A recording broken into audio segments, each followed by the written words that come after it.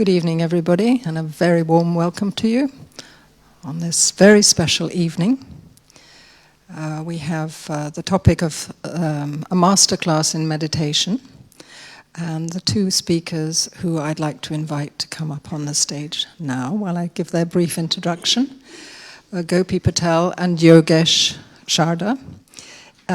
They actually are very, very similar.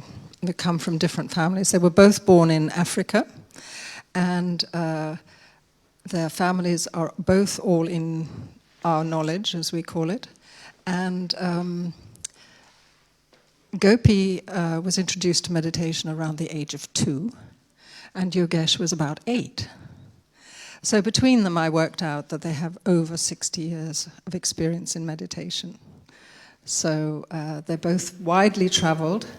They do a lot of seminars and retreats around the world, and Gopi is particularly interested in conflict resolution, and I know that Yogesh also does a lot of work with businesses and meditation and self-development. So they both have a wonderful sense of humor and a lot of wit, and I know that you're going to enjoy this evening very much. Thank you both.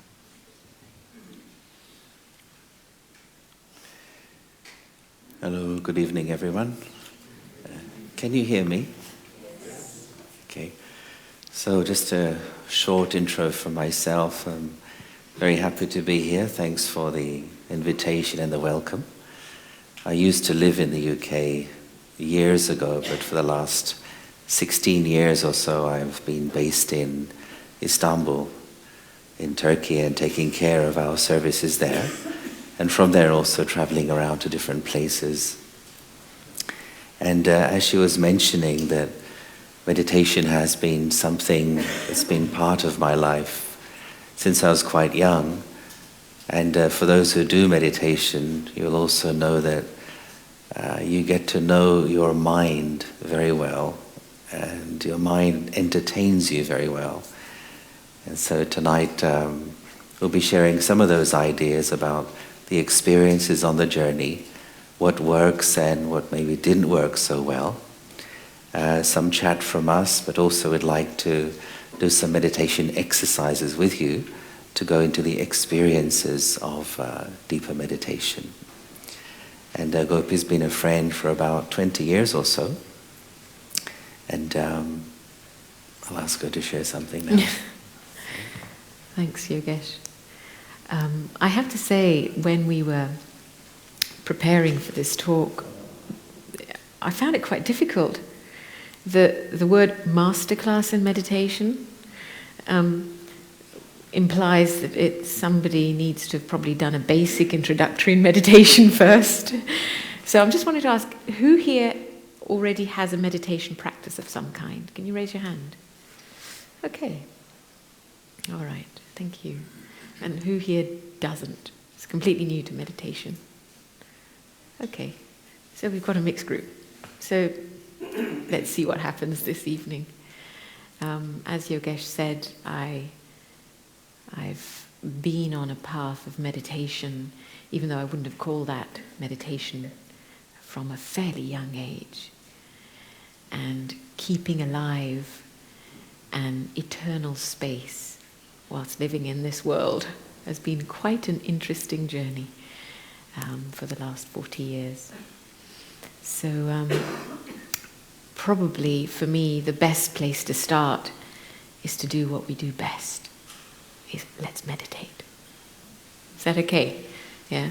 So throughout this evening there will be a series of meditations that will take form. So just follow the meditations, because the meditation is the technique. For those of you who are looking for methods or whatever, it is the process.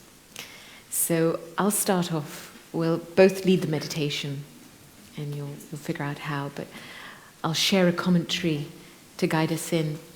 And one of the first places to begin always is a physical preparation. You know, that you're sitting up straight. Any slouchiness of the spine, and it's been proven that you will definitely fall into a deep slumber at some point, especially at the end of a long day. So sitting up erect frees up for the body to be able to breathe normally. And also scientifically, it's been proven that you concentrate better with your eyes open. Now, for many of you, this might be commonplace. For some, it might be a new experience. I'll invite you to experiment as you wish. If it's uncomfortable, you can close your eyes. Otherwise, for most of the duration, you can leave your eyes open and rested on the floor. Just give them a place to rest. Okay. All right, we're going to start with a very simple relaxation. Respecting the energy of the body is very important so that it can allow the spiritual energy to be released. So I'm just going to ask you to just begin by tightening all the muscles in your feet and your legs. So your calf muscles, your thigh muscles, as tight as you can, and relax. And again. And relax. And now the muscles in your stomach and chest. As tight, pull your stomach in, squeeze your chest, and relax. And again. And relax. And now the muscles in your shoulders, arms, hands. You can clench your fists, you can shrug your shoulders. We hold a lot of tension up here, and relax. And again. And relax. And now, with your eyes closed or resting in the front, take a couple of deep breaths in through your nose. Hold it. And slowly exhale through your mouth. And just allow the tension of the day to be released from the body. This body has done a lot for you today. And again, breathe in through your nose, hold the breath, and slowly exhale. And just feel any knots of tension dissolving. And become aware of the gentle rhythm of your breathing in and out. And this brings your attention into the now. In this room, sitting on this chair, calm, present, ready to begin the journey inwards.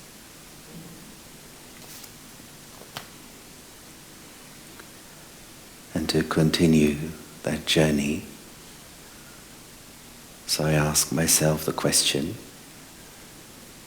who am I? I know that in daily life, I play many different roles. I carry various labels, and I also wear many different masks.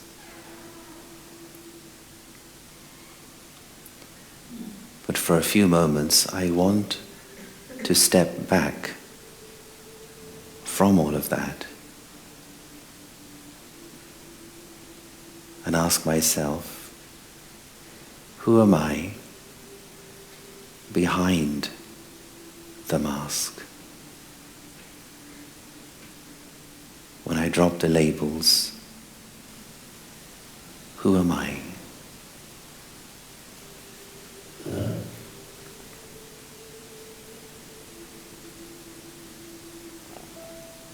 And I use my thought power to draw my energy away from my feet, from my legs, and away from my hands and my arms.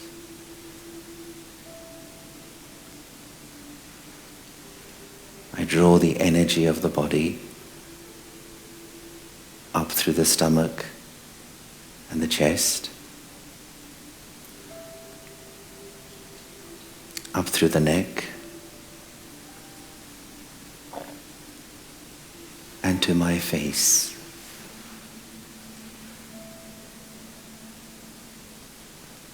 And all that energy, it focuses at the center of my forehead.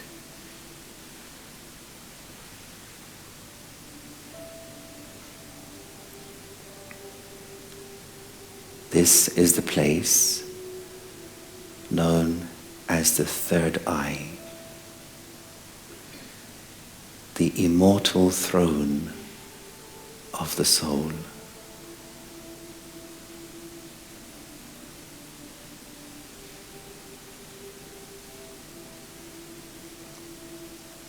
And I become aware of the soul energy in the center of my forehead.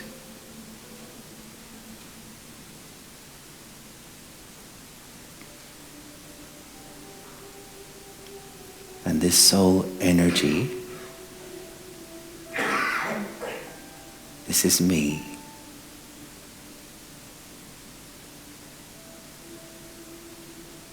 This is I.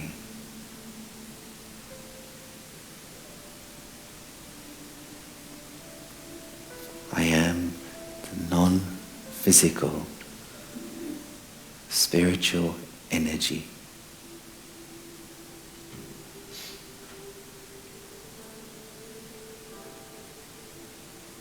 I am eternal.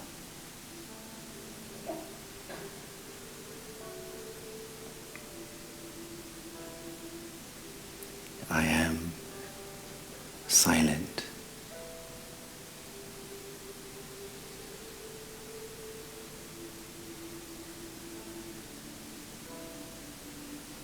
And deep within, I, the eternal soul, there is a reservoir of inner peace.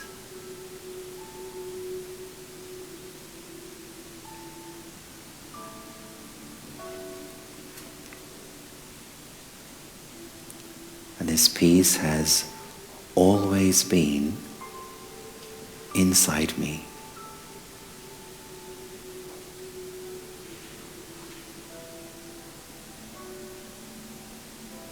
And now I choose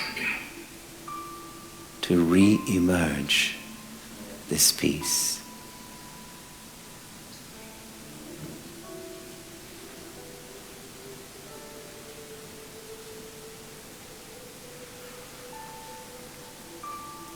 And all I have to do is just be aware.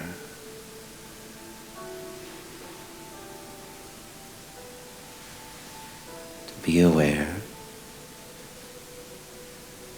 I am peace, I am eternal,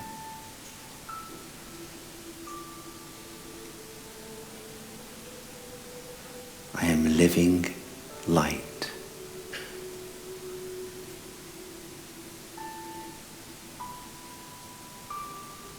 The peaceful soul that makes this body function.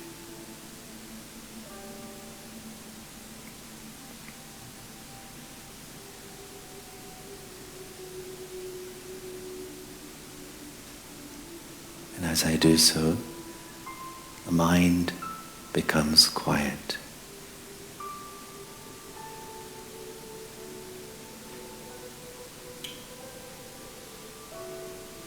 Just be with this feeling of peace in your mind for 1 minute.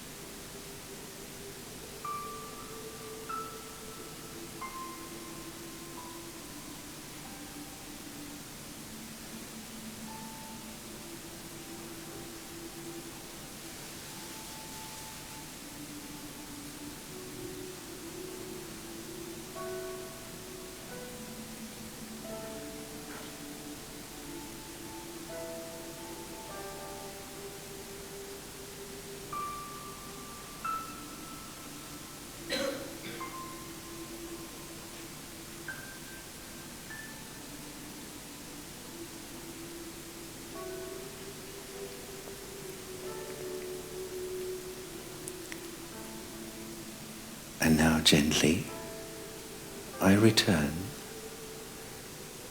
to the awareness of this room here.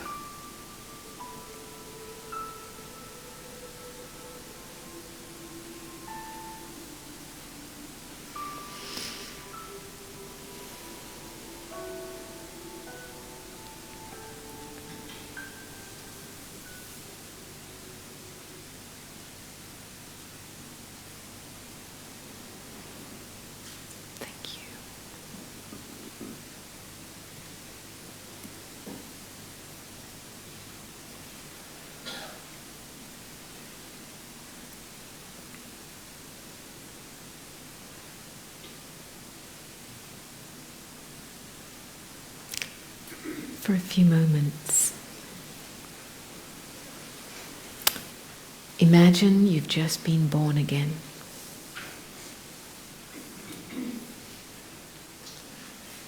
Yeah. And this energy that we've just created,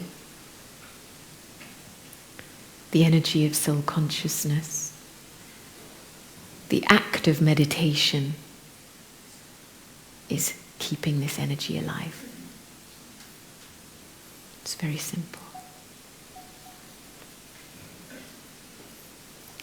I was very fortunate on my journey when my first very deep experience of the peace and the joy and the bliss and the connection associated with meditation happened when I was 8 years old.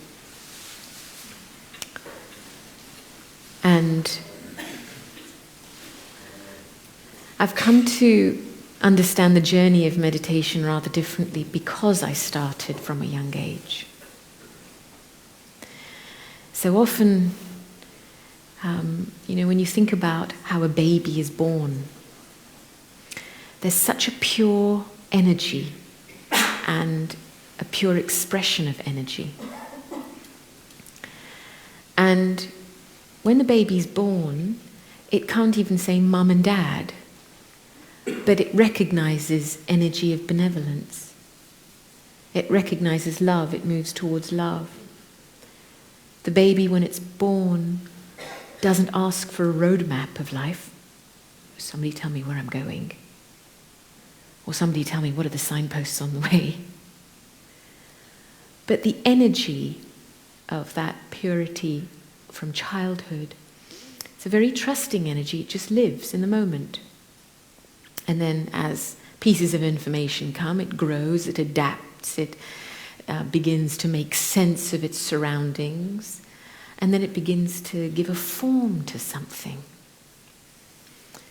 And that's how I began my journey, is follow this feeling. Don't think too much. Because there's so many questions around it. How do I know I'm meditating properly? What's the exact method of meditation? What are the signs along the journey? How do I know I'm doing it right? And these are just interruptions in a flow that's quietly there, that's existing. It's like looking after a newborn baby. So when you've just been born and you've got this energy, then the question is, what am I going to do to sustain it and cultivate it?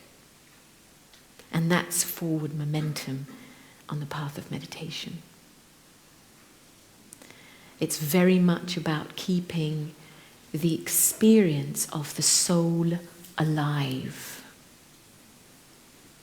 so that I move from the paradigm of being a human, occasionally feeling, yeah, there's a soul somewhere and maybe an experience of peace somewhere, into actually, I'm a being that's living through a transient human experience. And there's a core of stability inside me that's supporting me. So I'm deliberately beginning from this place because it's not a place of thinking. It is not a technique. It is not a method that we begin with. We begin with a pure energy that then, as you sustain and you cultivate, you watch how it takes shape and form in your life. You watch what it is making you become. And within Raja Yoga Meditation, of which we're both practitioners, very simple. It's about knowing, accepting, and becoming. In Hindi, they rhyme. Knowing, jnana, accepting, which is manna, which also means to believe, accept, experience, and banna. So jnana, manna, banna, for those who know Hindi. But in English, it's knowing, accepting, becoming. So as I've kind of come forward on this journey of soul consciousness, which is the premise of Raja Yoga Meditation, you know, there's lots of people out in the world that believe in a soul. There's very few that know they are souls, and even fewer that live as a soul amongst souls. So what I'm hoping we do this evening is move in the direction of living through what we share and what we're going to experience as well. Choosing a lifestyle, building a lifestyle around soul consciousness is something we're going to take up later on this evening as well. But very much for me, the practice of meditation has been directly connected to keeping this energy alive. So that my day is not how many times I was able to connect with this energy, but maybe how many times I dropped. I let myself go from there. So my sense of self is very much centered in the awareness of being the soul. And that is very, very important as a foundation. I know that on my personal journey, I've been taught and I've come to understand there are two energies I have to look after in me on a path of meditation and a practice of meditation. One is the mind and the other is the intellect. And they both need to be good friends. We've had a lot of good experiences in our life, and on the basis of those experiences, maybe we've built certain belief systems. Sometimes you don't know why you do something. Oh, it's just believe in it, because you feels good. And then later on, when you get challenged and tested, you've got to think, well, why am I doing this? And so there's something about the balance of meaning with experience that brings a rock-solid sense of confidence in the self. I know who I am, and I know why I'm doing something. And that's very important. The practice I was taught very early on, when I was 8 years old, began with, an elder daddy, one of our elder teachers of the university. I was 8 years old, sitting down with my brothers and sisters, and she said, okay, First thing, you've got to learn how to discipline the mind, look after the mind. It's a toy. Do you like playing with toys? Do you like playing with dolls? And then she gave us a practice, because it's the intellect that is the disciplining factor for the mind. The mind by itself is a child. And she said, you need to give your intellect a direction. And she gave us 4 questions. Who am I? Who do I belong to? Where do I come from, and why am I here? Like major questions for an 8-year-old. But somehow, in a child's body, you're actually attuned. Your energy is still fairly pure and uncorrupted. I'm not sure about an 8-year-old today, but definitely those years ago. And I had an awareness of some of the knowledge of Raj Yoga. And when I went and sat down and I just began this dialogue, and she said, you've got to have this dialogue with yourself, and if your mind you've got to do it 3 times, in a loop of 3 times. And if your mind wanders off in between, you've got to go back to question 1 and start again. Okay?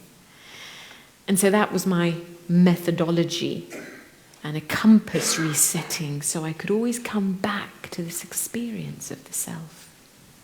No matter where I've been in life, what I've gone to, who I've been connected with, so that I can always have a sense of feeling grounded in myself and not get carried away by the influences of the person I'm with, the place I'm at, what I'm doing, etc.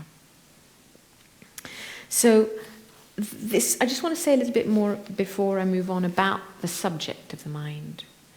Yes, it's important, but I also feel it's given too much importance.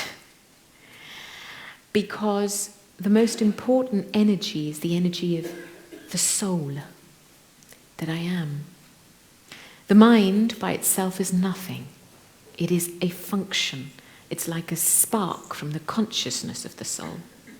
The moment the soul inhabits the body, something gets activated. It's a bit like a current of energy hits the filament, you get light. And so the soul and the energy of the soul is a living energy. It's a current of energy. It is a light. And when it gets activated within the body, you think a thought. Thought energy is mind energy. But it is just the energy of the soul. And when I remember I am the soul, then I'm not controlled by my mind. Because my mind is my child. And that's very, very important as a basis in Raja Yoga meditation.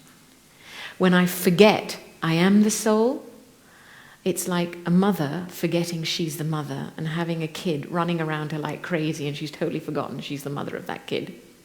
Feeling completely helpless, mind's going in 10 different directions and doesn't know what to do. And so very, very important, this awareness that when I come back to being, I know who I am the soul. Yes, the mind will play its games, and later on we're going to go into what is it that makes the mind wander? Why is it that we experience the mind to be another self, almost, living with ourselves, right? There's a terminology out there, they call it the egoic mind. It's got a life of its own. And so we're going to talk about what creates that and what are some of the practices that will help us manage and dissolve mental distress as well. And then, more than anything, for me, when you're looking after a newborn baby in this new energy, you have to stop taking in bad food. So part of the meditation process is not just becoming something, but within becoming something, it's shedding something. Just letting go what is not useful for me. Which means sometimes apply a full stop to something. Enough is enough. And so looking after the self progressively, and you get to know on the journey, hang on a second, this is what it really feels like to be me. And then when I'm engaging or thinking in this way, this doesn't feel like me. Okay, drop it. Don't be tempted to go down that road. So I'm starting from this place because I want to keep this simple. The journey of meditation, and especially the journey of soul consciousness, is a beautiful journey. And it's a journey about coming home. And every one of us want to come home. To come home to that very deepest part of ourselves that's peaceful, that's pure, and that's divine. So I'm just going to pause here and invite you into a moment of silence to just go back in and reconnect with that core.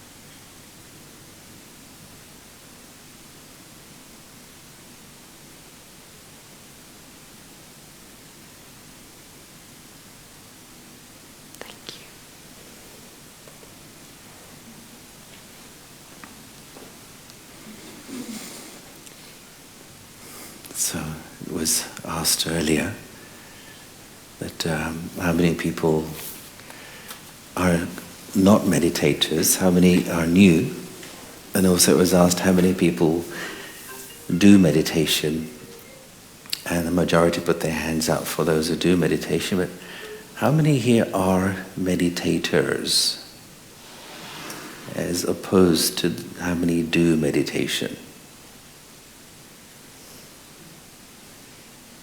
People slowly admitting to that. So what's the difference? I think many people do meditation as a way to de-stress, to feel calm, to deal with the challenges of life. But for me, to be a meditator is something more. That means it's a lifestyle. And that means as you go through the day, you're paying attention to the kinds of thoughts that you're producing. And you're checking yourself, am I thinking uselessly? Am I thinking too much? Is concern changing into worry? Am I holding on to useless thoughts from the past? And so it's like there's a heightened awareness whereby you're naturally checking what your mind is doing. And the reason is because meditators understand that the greatest energy that we have is our thought power. And also that the way one spends one's thought power is the basis of the entire human life experience. And for me, it's a bit like an athlete who wants to win a race, wants to win the gold medal. Now, such a person will pay attention to what she or he eats and what time they eat and how many calories and so on. And in the same way, I think people who are meditators are mental athletes. That they have this natural checking going on through the day. And it's also a return journey. And I like to use the idea of smartphones and how science and technology is always upgrading itself. If I ask how many people here have a smartphone, I think pretty much everybody. And since science and technology is always upgrading, then the question does arise that can you also become a better version of yourself? Consider this, what would you be like version 2.0? I think we would say perhaps, well, I'd have a more stable mind, I'd have greater self-respect, my happiness would be deeper and would be my own, my ability to love and to forgive maybe would be higher. And why why we may like to be like that, it's because I believe the journey of meditation is a return journey back to what we call as true self or authentic self. And just like Gopi, I was around 8, 9 years old when I started doing meditation, going to the centre in the east part of London. And I remember in those days, I would just sit and concentrate and just go off. No problem. And I would wonder what all the adults in the room were talking about when they would say, I have waste thoughts, I can't concentrate. I would think, what's wrong with them? Isn't it easy? Of course, at that age, there are not so many pulls on the mind, not so many demands. And it was a bit later that I understood that, okay, there is a need for, some kind of, let's say, methodology in order to being a life, in addition to being a lifestyle, but also I need to know how to think. What should I think about when I'm doing meditation? And one of the things I've become aware of over the years is that sometimes we try to do meditation too quickly without having developed proper concentration. Before meditation comes concentration. And if the concentration power is weak, then in meditation we just wander. Our mind just taxis around on the runway and we never actually take off. Does that sound familiar to anyone? Yes? That's a yes, is it? Yes. All right. Okay. I suspected that was the case. But we also understand why. And that is because the mind races, the mind produces waste thoughts due to the effect of my past actions. And I don't just mean past actions of previous lives, but past actions even of one day to day. My karma impacts my consciousness. My actions impact my consciousness. If, for example, on a day you have spoken a lot of useless things, or even you've spoken good things but too much, if you've thought unnecessary things, if you've had waste thoughts, then the effect of that is the intellect gets burdened. And it's a slogan I heard many years ago, waste creates weight upon the intellect. And then when you try to meditate, either you fall asleep or you just spend time, battling with waste thoughts. And so there is the importance that through the day, I need to pay attention to checking the quality of my consciousness and my thoughts, and therefore also attention on the number of words I speak, how much I speak, and how useful that is. So how do you develop concentration? Well, there are concentration exercises to do. And let's have a look at the mechanics behind concentration. Let me give you an example that let's say I ask you to sit in a comfortable armchair, and I ask you to watch your favorite movie for 2 hours. And I say, just watch this movie, but don't move around much. Could you do it? Yeah, it's your favorite movie, remember? So 2 hours, not a huge issue. And then we take a second scenario. I said, okay, sit in the same chair, 2 hours, don't move around much, look at the same television. This time the TV is off. Could you do it this time? More difficult at least, right? Maybe you could, but more difficult. So then the question is, what's the difference between the first scenario and the second scenario? How come you were able to be more concentrated the first time? And one would say, well, there was something to entertain the mind. But then the further question arises that when you're watching the film, where actually is the film happening? Is it happening on the screen? Or is it actually happening in your mind? The screen is not a living thing. Screen is giving out some images and some sounds. And those images and sounds are stimulating thoughts, ideas, and emotions in my own mind. And if you enjoy that experience, then the concentration is natural. And sometimes a film takes you, through a roller coaster of emotions. There is terror and fear and joy and excitement.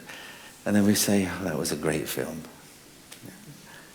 Right? It means it stimulated a lot of thoughts and emotions.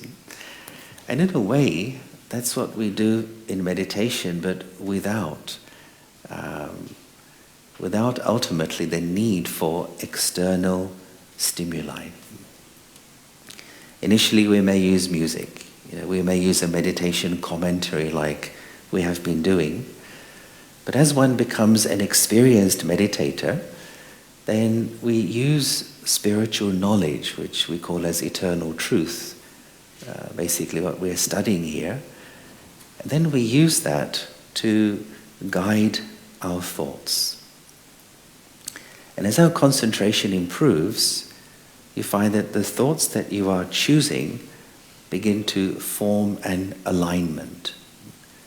And that's what leads to an experience. The most common complaint people make when they want to meditate is, I can concentrate for like 2 seconds, then I start thinking about the dog and the house and the traffic and things I have to do. But what helps concentration to develop?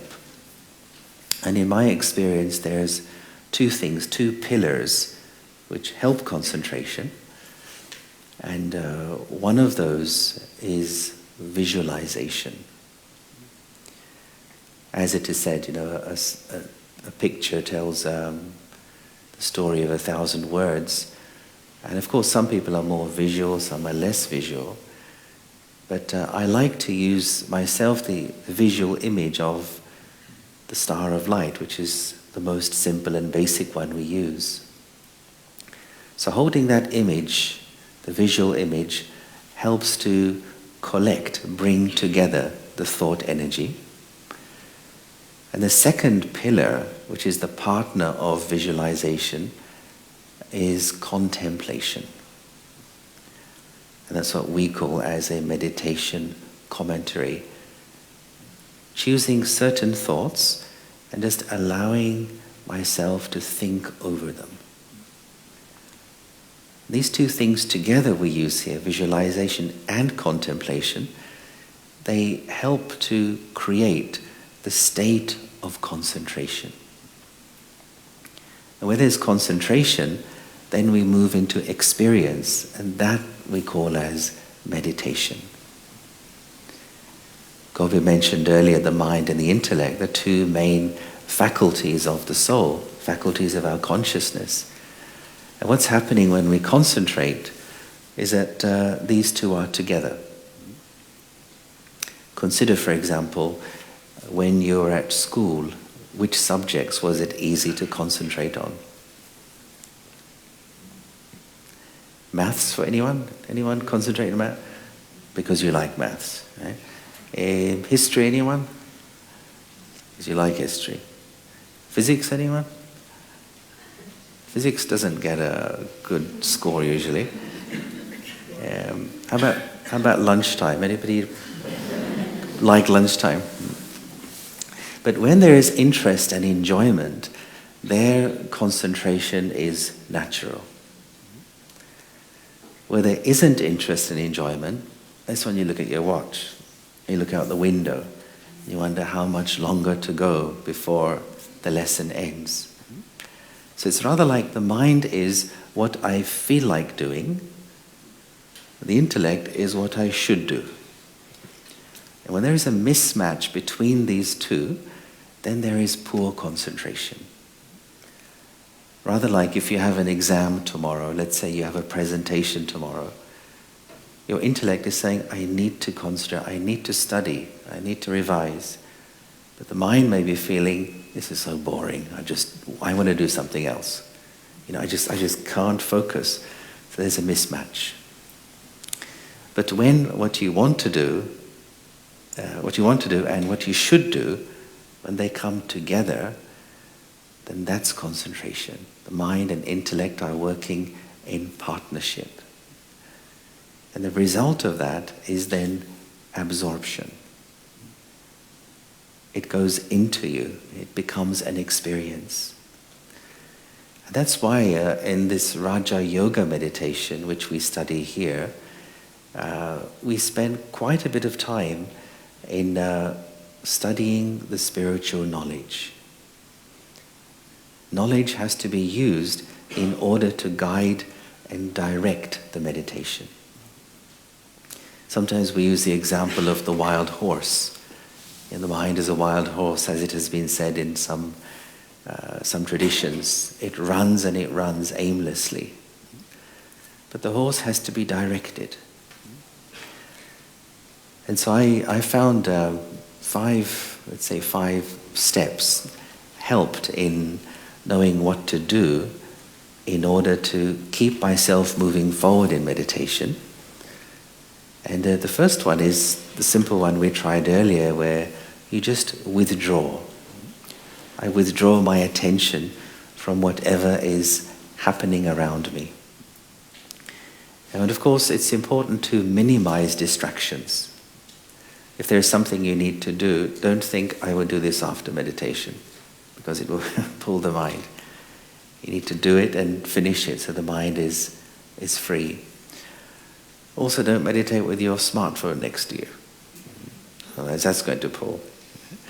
So withdraw means to minimize the distractions and to really take my attention away from the outside to the inside. Rather like whenever you do something important, you want to give full concentration to it. But then what to do? The next stage is the mind has to be directed.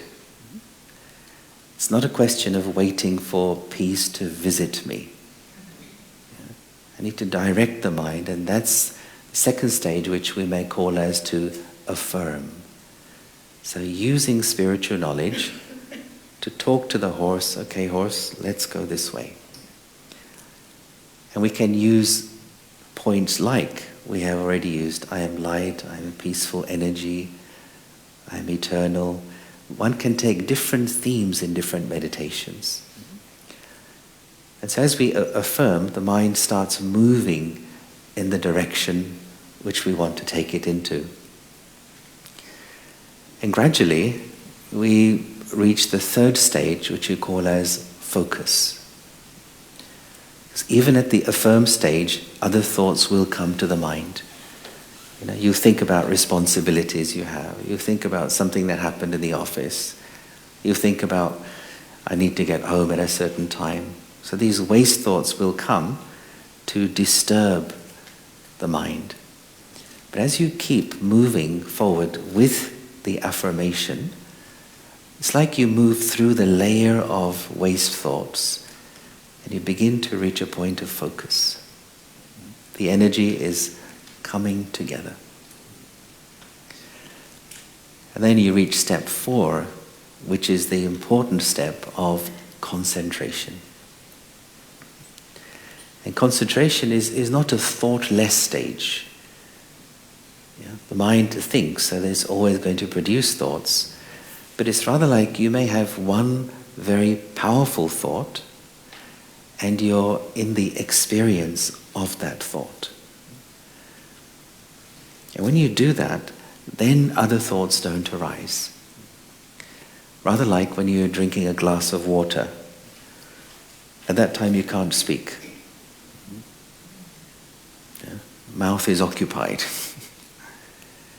The same way, when one is experiencing the beauty, the joy of for example, the peace of the soul, at that time other thoughts don't come. So step 4 of concentration leads to step 5, which is called meditation or experience.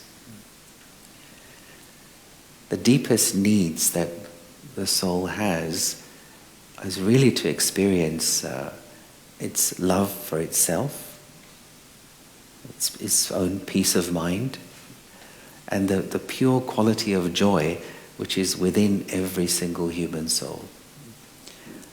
And when the heart is filled with these experiences, when the heart is full, then the mind becomes quiet. And when the mind is quiet, then the intellect becomes clear, and we're able to think well. So rather than battling with the mind, more important to fill the heart, release from the heart these pure qualities of peace, love and joy, and then see the end result is clear thinking. Let's take another pause for a moment before we go further. So let's just be quiet together.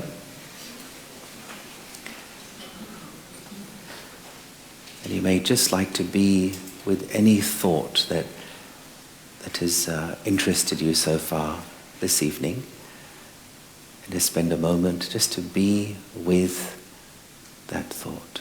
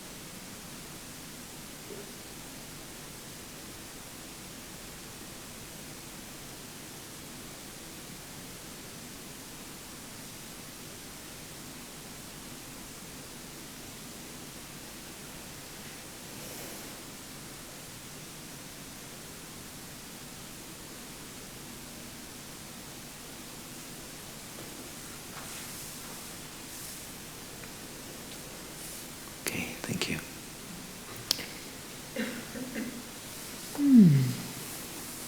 Is there a slow picture building here for you? Right, we're going slowly here. Yeah? Because this isn't a kind of a DIY job overnight. I'm just wondering actually, Yogesh, that it's been like almost maybe over 35 years for you. You've grown up with this energy of meditation. Have you ever found meditation boring? Or in relation to the self? Because most people want to meditate, but occasionally maybe. Right? Every single day? Who does it every single day here? Raise your hand if you do. Okay, so there's a few and there's some. Okay. And sometimes you leave the self to lust. And I'm just wondering, this wonderful energy that you've described, and clearly you've done a lot of work in directing this energy in a constructive way. What have you done with this question, who am I, whilst growing up?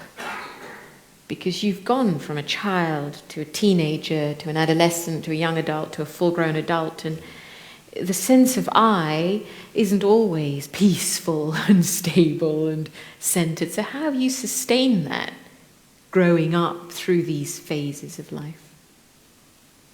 Yeah, I think the first thing is the premise for me is I am a peaceful soul. I believe that. And I believe joy is my religion. And I believe that love is the fabric of the soul. And I think because I accepted that and believed it very early on, so when I don't feel that, I know I'm just kind of being influenced by the games of the mind, which I mustn't take too seriously. I remember somebody said to me once, don't take your emotions too seriously. Which means that You may not be feeling so good one day, you may be feeling upset, but don't lose your self-respect because of that. So for me, there's a difference like between saying, for example, I am angry and I'm feeling angry at the moment. So I kind of distance myself from that emotion and I'm saying, okay, here is me and here's the emotion. Hello, how are you doing? Rather than, I am that.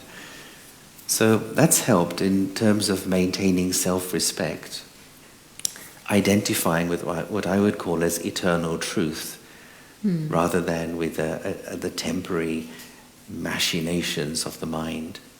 So there's one thing. And the other thing is, as we all know, as you go through life, especially as you're going through your teenage years and early 20s, you're looking for identity. You're trying to work out, who am I, how do I fit in? And also there is the tendency to try to prove oneself to others. These are quite powerful things in society, trying to, I am also a somebody. And as a result of that, also, naturally you compare yourself with others, you compete with others. And these are all very stress-generating behaviors, which really cause a lot of tiredness of the mind. I remember once I was like comparing myself with some person and then somebody else and somebody else. And I just got fed up. I thought, how many people am I going to compare myself with? And it's the mind likes to do that.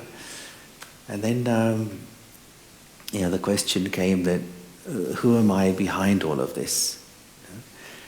That I have all of these, these masks, these sort of what we call as the physical identity. And basically the soul has become very attached to its physical identity, which means the culture, the gender, the age, the race, nationality, the religion, all the profession, all that is the physical identity. The soul has become attached to that. And this is the main problem. This attachment has to be broken. So I worked on that. I really tried to see myself as the soul energy and to stop valuing myself on the basis of my physical identity. And that helped a lot to create what we may call as emotional stability and self-respect.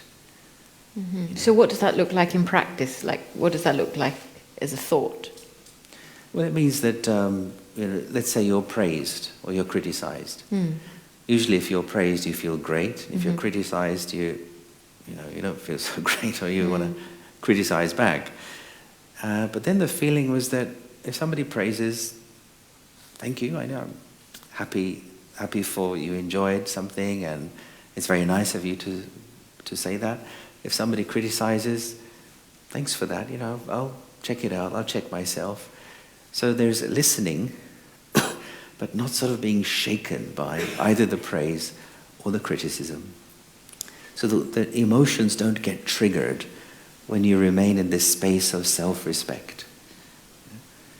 Also, when you do something and it goes well or it doesn't go well, again, it's like you see, okay, this I have something to learn here. This is what I can do better next time. But internally, you maintain your peace of mind and your happiness. And this is one of the slogans or mottos that I became aware of, that no matter what happens, my peace of mind and my happiness is my property, non-negotiable. And it's almost kind of like I don't know if it's the right word, but a sort of positive stubbornness that I'm going to keep my peace of mind and my happiness regardless of situations, circumstances. And I think that's an act of self-respect. Okay, I can understand the whole aspect of stepping away from things that are happening in your drama, be it insult or praise or defamation, or you're doing great at something, not great at something else. But what about some of the deep-seated emotions that we don't have a reason for their existence sometimes, like fear? or worry, which is actually a habit. How have you dealt with those on your journey? Yeah, I think there are reasons for them. I think because in our study, fear and worry are not the original qualities of the soul. And in fact, all these emotions are what we say is ego-based. So when they do come up in some form, then what I do is, rather than sort of deal with the fear or the worry, I go towards the truth. I remind myself of truth. Who am I? I'm the soul. What is my true nature? What are my real qualities? And when I do that, then it's like the fear and the worry tends to dissolve or lose its energy. As has been said that don't curse the darkness, but just turn on the light. I believe that whenever anyone is upset, any kind of negative emotion, then it's just that at that moment I've forgotten the truth. I've forgotten the big picture of life, and I've forgotten who I am. And so another practice I used to do, still do sometimes when it happens, if I don't feel so good about something, I just go and look in the mirror and say, wake up, please. Is wake up to the big picture of life, wake up to the principles of spirituality, wake up to the fact that your peace of mind and your happiness is your possession. And I kind of smiled, and I think, gosh, I was worrying so much about something, and it's so needless. And when the mind becomes settled, then you realize even the thing you're worrying about actually is not a big deal. I think there's something in that because, as you're speaking, it's really coming to light that the human experience that we're so caught up in every day is just a transient experience, right? And it's normal. There are aspects within that human experience that we will feel, be it comparing, criticizing, feeling insecure, but they're transient feelings. And that if I'm able to maintain a practice of staying true to myself, then I can move through those transient feelings and let them go, rather than hold on to them and say, well, I'm really, really scared and my life ends here now. I can't do anything else, because the emotion just paralyzes the individual into a state of non-activity. And it is, I was just remembering a story as you were speaking. About 10 years ago, no more actually, 15 years ago, I used to live at the retreat centre in Oxford. For those of you who haven't been, it's a lovely place to visit. And working in a team of about 30 people, and we were overseeing a big project of which I was partnering with somebody in managing. And my partner made a big mistake, and it was going to cost the team time, energy, money to fix it. We were going to go past our deadline. And so it was my job to find out what went wrong. And I remember walking into the office and meeting this person. And you know how it is when somebody close to you and you think, I didn't say anything verbally, but inside you think, why'd you do that? You should have known better. And in that moment, I kept my cool externally, but internally there was just one thought. Now I should have known how powerful the thoughts of a meditator are. Because the moment I verbally just asked, the person, I said, so what actually went wrong? I shouldn't have been surprised in the reaction I got back, which was a pushback. Who are you to ask me about this? Da, da, da, da. And very quickly I realized, okay, this isn't going to go anywhere. So let's leave the office. And as I was leaving the office, I was kind of walking out, but I was still a bit bugged by my thought that started about, why did he do that? And then his response back to me. And I could basically see what the games the ego was playing. But, you're right, you've got to get to the bottom of this. And as I was walking down the corridor, lo and behold, I come to a telephone.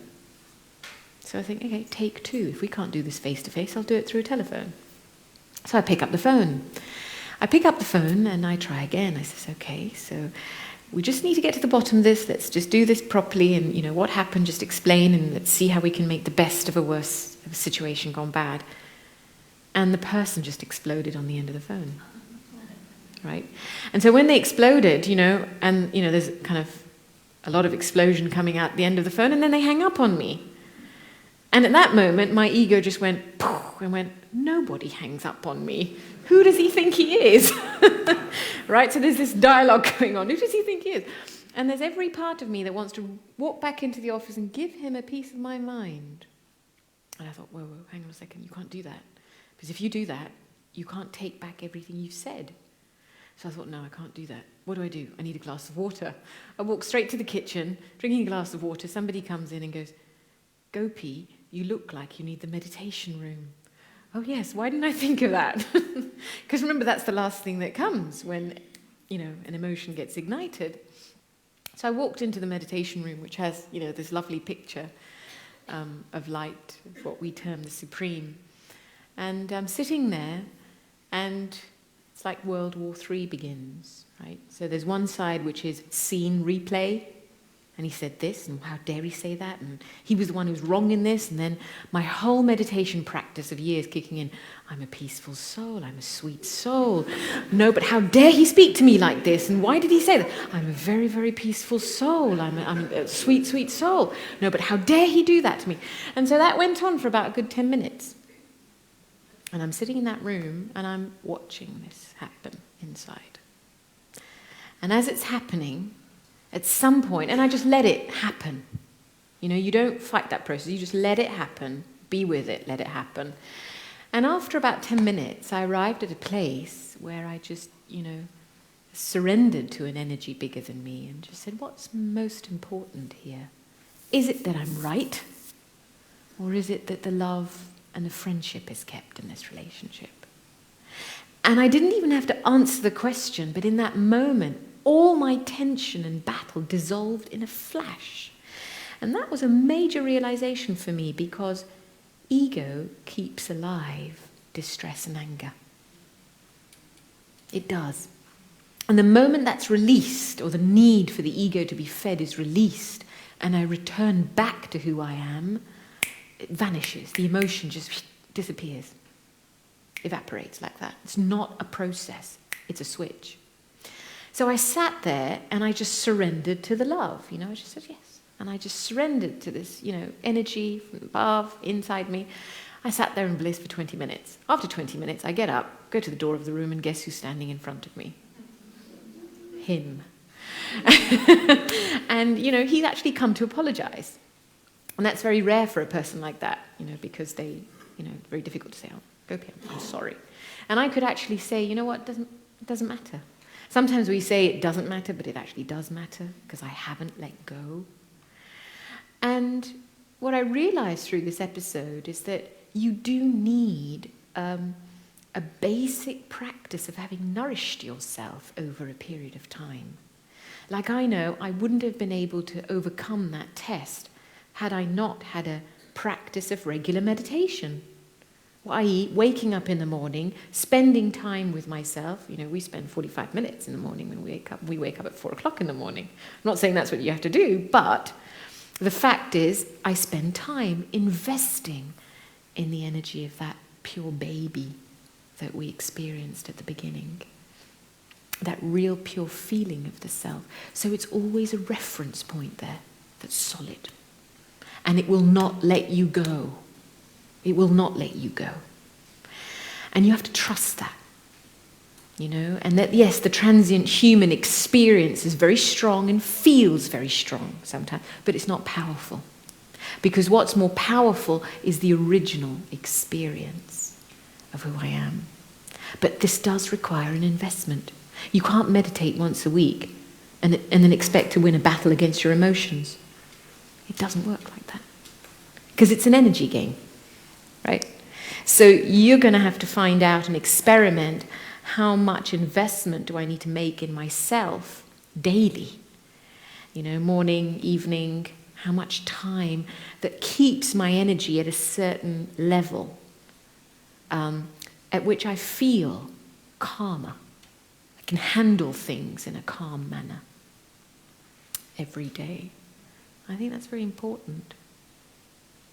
So I just want to pause there for a moment and maybe just invite you into 2 minutes of a little meditation before we take up another topic. Okay?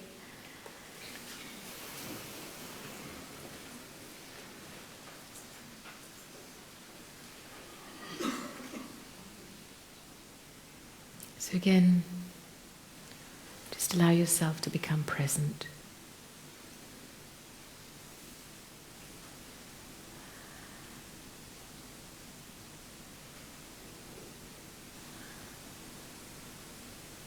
And this time, just visualize yourself drawing a large circle around you.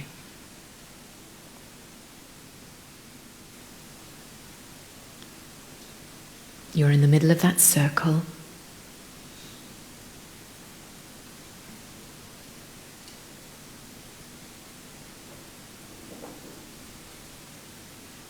And that circle is slightly elevated. So it's like a ring around you that's suspended, and it's got lots of hooks on it.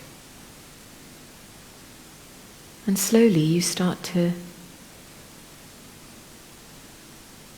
put aspects of your life on each of those hooks and begin the process of emptying yourself, emptying your awareness of the clutter that dominates your awareness.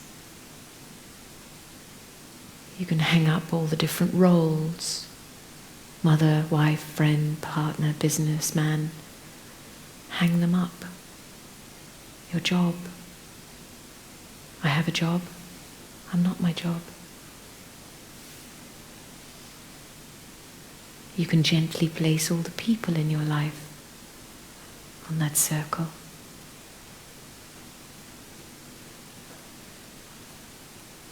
Your house, your possessions.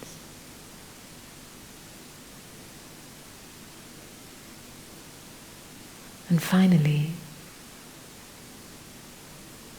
the last costume, the costume of your body.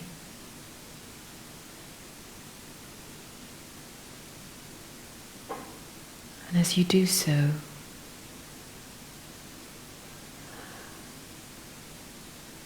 lightness takes over.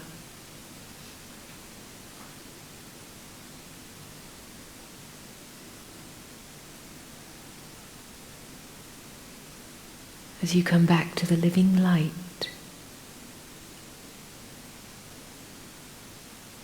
that you are.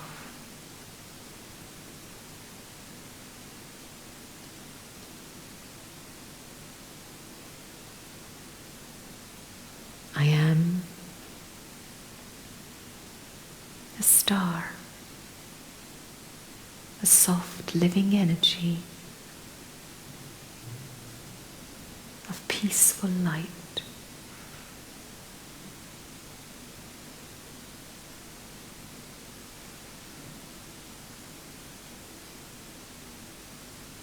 And allow that light to fill the space in the circle.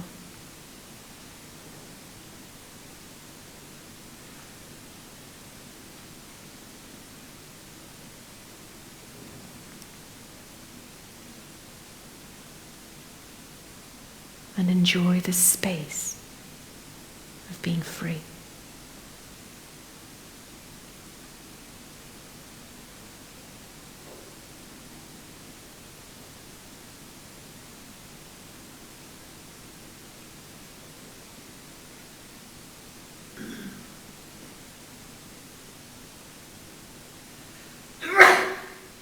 Thank you.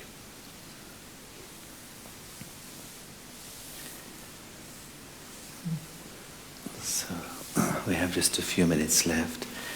Just going to fast forward now to something else we wanted to touch upon, and that was really the second step of the journey of meditation. The first step is really the journey inward.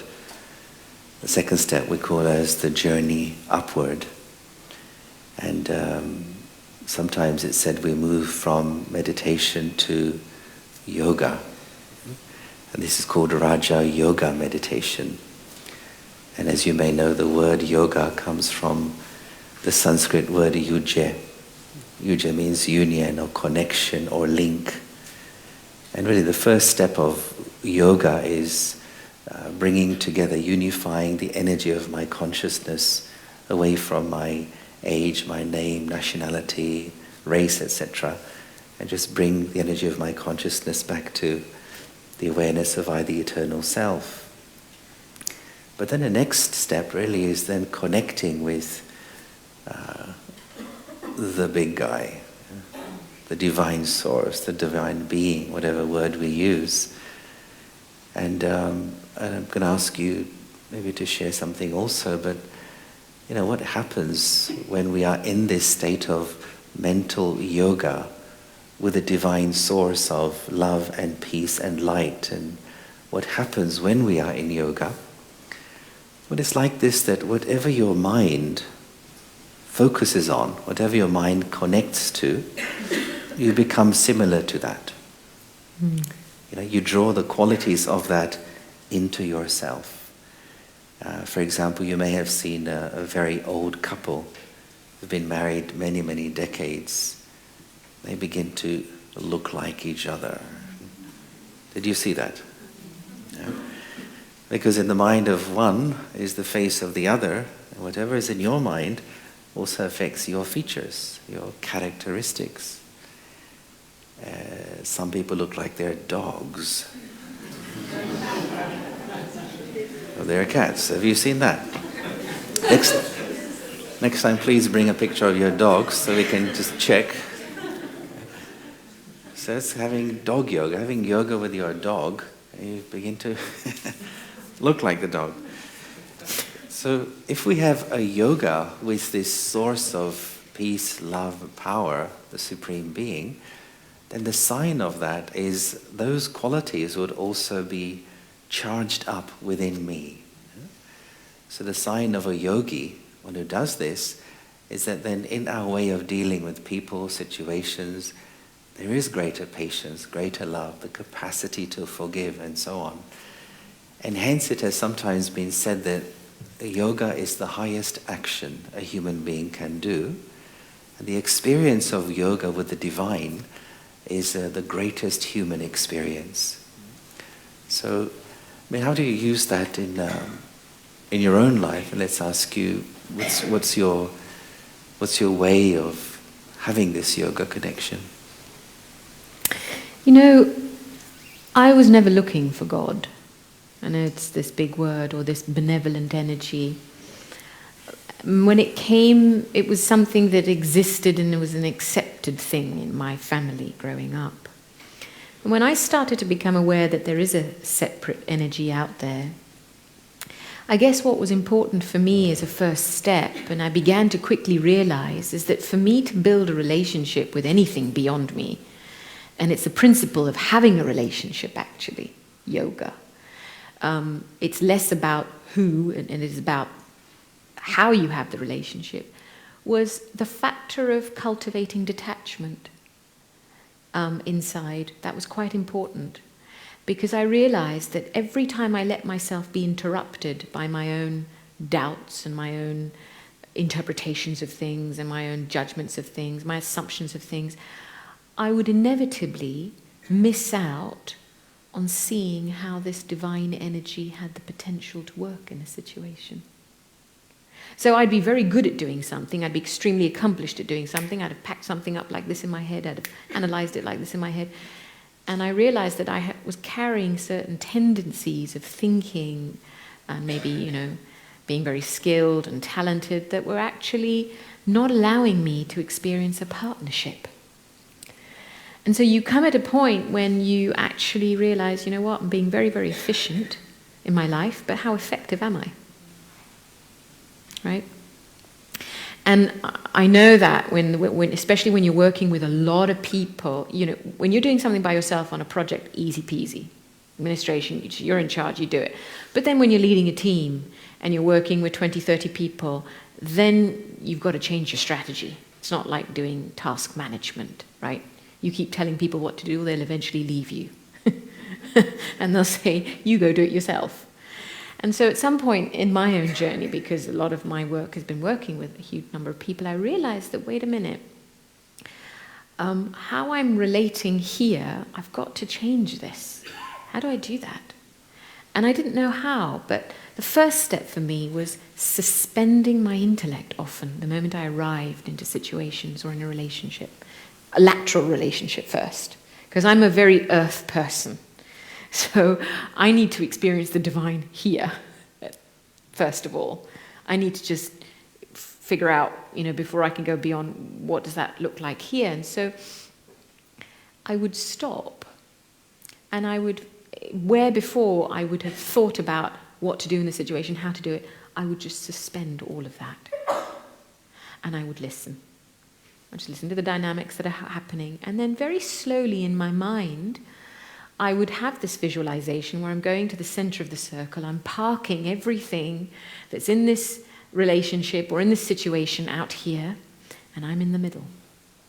And as I'm in the middle, I'm just opening my heart and mind to a supreme light. And then I'm watching to see what happens. I keep it very simple. Because this is a parental energy I've come to discover over the years. It's a very benevolent energy, but it's very subtle. Love is a subtle energy. Yes, it's a sensual emotion when you get trapped in the body and you get attached to somebody or something. But beyond that, real love is a very subtle energy. And you need to be quite quiet internally to watch how it works. And I've often been quite surprised that when I actually detach and not engage, immediately or react to a situation, amazing things happen. I'll give you an example. I was at a talk, a few months ago, and at this particular talk, after you finish a talk, you open up for questions and answers. And there's a gentleman sitting in the corner of the room, and he proceeded to say, "Yes, I had something I'd like to say." Great, thank you. And then he proceeded to give me a list of all the words that I used in my talk that were not quite accurate. So you said this, it's not this, and you said that, so you could use this word better, you said that. So I was watching myself. So I immediately just put him on the center I put him on the circle, the circumference, and I go, okay, that's him. He's expressing that, I'm right here. And 1 minute went by, I was okay, no problem, continue. 2 minutes went by, I was okay, continue. The 3rd minute, and I started to feel something. And in that moment, I just stopped, and I just invoked. I just literally, just very simply remembered there's a parent that belongs to both of us here. And the moment I did that very simple, pure act of remembrance, he stopped talking. It was amazing.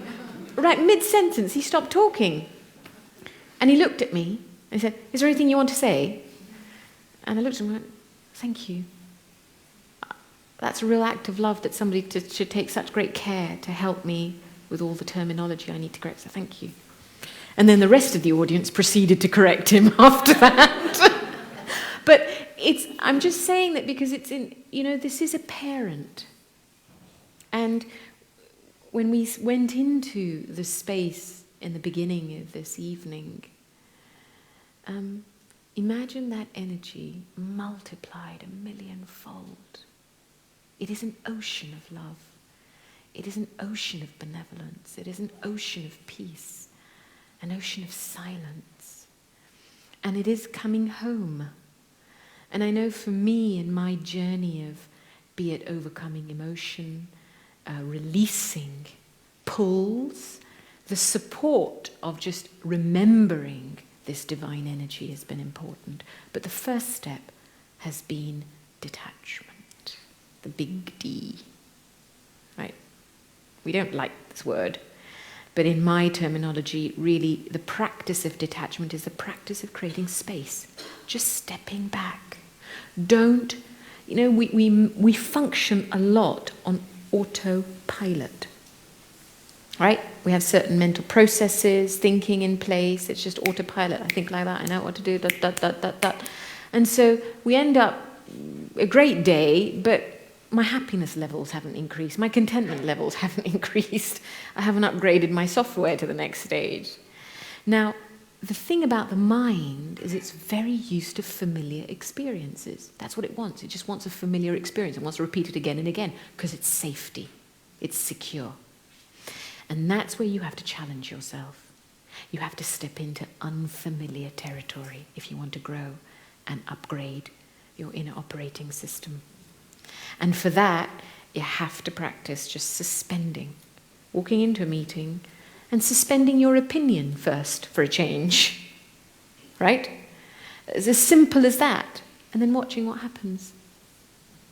That's very, very important. What that does is it breaks the autopilot mechanism that we work on every day, that give us the same results again and again, and we just, the same person because we're doing the same thing again and again. And 10 years later, I haven't grown, I haven't shifted, I haven't moved on.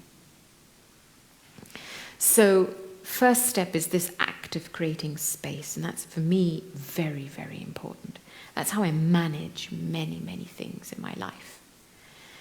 And as I do that, the space allows me to just remember. And for me, it's very easy to remember a parent that looks like me. You know, I'm not remembering a person, I'm just connecting with an energy. And I find that when I come back to myself and I just carry a thought up, which is as simple as that, a connection happens immediately. I can't remember the divine from Gopi. When I'm caught up in Gopi and what Gopi is and what Gopi's doing, the personality of Gopi. So I've got to even create and step back and create space between I and my personality. You know, it's like just take off a costume for a while, right? An actor doesn't act in every single scene of the play. It has certain shots, scenes. So I can just take that off and I can just be a child of the Supreme. That, for me, is the next step in the connection, is letting myself be a child. Yeah? Coming back to that place of just being that soft energy of a child and knowing that beyond my own little thinking processes of how something has to be done, there is a bigger energy in play. And that's the energy of the divine and the energy of the bigger sequence of the movement of the drama around us. So I may judge an immediate moment, right or wrong or good or bad, but that's my judgment. But that moment exists accurately in the bigger scheme of things. So this connection with the divine requires detachment, the creation of personal space first, so that I can experience company. Yes, there are some things that I can manage with my own spiritual energy when I'm just seated and connected with myself. But there are tougher relationships, especially people I've found in my life when it's tough. I need to stop and I need to do some work to create a space and to be with the divine before I engage. And that preparation protects me a lot. It protects me a lot. And that's very important. It's a small amount of attention, I feel, that's required, which will save you a lot of heartache later. Yeah. But like I said, you know, meditation is what? It's the act of being more attentive, slowing down and being more attentive with things. I don't have to answer if they're pushing me for an answer. You know, the head of this organization, the administrative head, who passed away in 2007 and now is Stadi Janki, but the previous one, she always had a particular set of rules, and she would say 24 hours. She says nothing is an emergency. 24 hours. You know, somebody would come with her with urgent request. She says, I'll give you an answer in 24 hours. And somehow the way she said it and how she acted with it mentally meant that within 24 hours she could come up with a decision that was working. Because it's not about, you know, giving everything that's needed right there and then. Oh, well, somebody's asking me for an answer, so I have to give an answer, No, why lose myself in that process? If I need some time, I have to say I need some time. And so buying yourself space is important. And I don't know if that answers your question, but I feel that it's connected in the sense that I can't separate what I do with the Supreme and how I'm interacting here, because that's connected. And I've often found that if I have an issue here, laterally, it's because there's something I'm not receiving from the Supreme. And that's really important. Because the ego only dissolves when it has something higher than it. Pure love dissolves ego, like that. And so the act of being an instrument on the field, yes, a child, and then as I engage on the field as an instrument, has been another very important position for me in my connection with the divine. That at the end of the day, you're children of the One, I'm a child of the One, and so more than my opinion and my idea and my belief and my this and my idea, there's an energy flow between us that's much more important. And so that's always kept and sustained.